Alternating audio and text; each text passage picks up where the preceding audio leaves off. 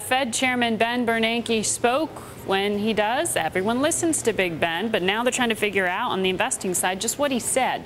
What is he indicating about what's ahead for the U.S. economy? Our next guest says that investors might be misinterpreting some of the recent comments from Ben Bernanke and other Fed policymakers, and that any quantitative easing type stimulus program will actually be smaller than expected. Mike O'Rourke of BTIG joins us now on the phone from Singapore. So Mike, you were worried about expectations not being met pre the speech. What do you think about what we heard this morning? I don't think he gave us that much more clarity today.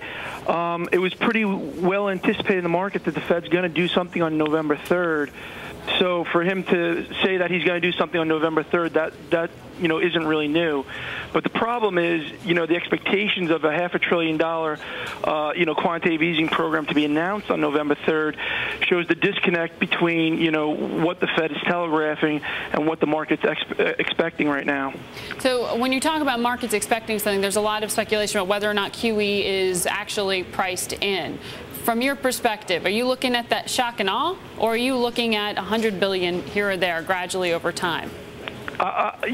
Basically, everything the Fed's been saying indicates that they're going to follow an approach, that's been ushered by Jim Bullard of the St. Louis Fed, which would be a much more incremental approach, but you would use quantitative easing the same way, or asset purchases and sales, the same way the Fed currently uses the Fed funds rate.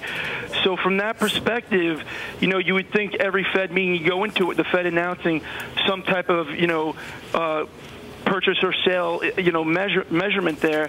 So I don't see shock and awe. But again, it seems like a lot of people in the markets do, and there's a lot of asset classes reacting to it. The one I'd say reacting the least is probably U.S. equities.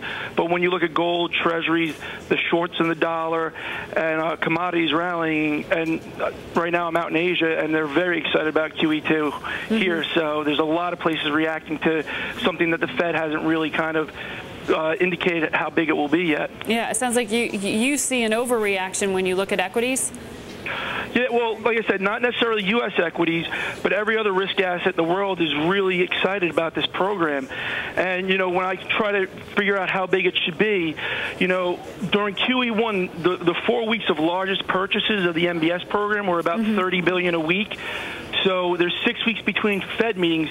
So even if you did the most aggressive levels of purchases that we did during QE1 and reloaded every Fed meeting, the 6 weeks between meetings, that's $180 billion.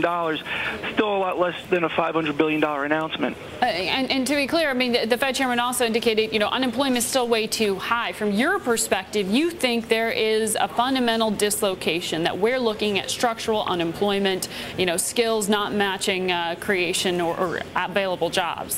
100%. One of the things he mentioned today as the reason that he wants to start this QE program up again is he doesn't think the unemployment situation is structural.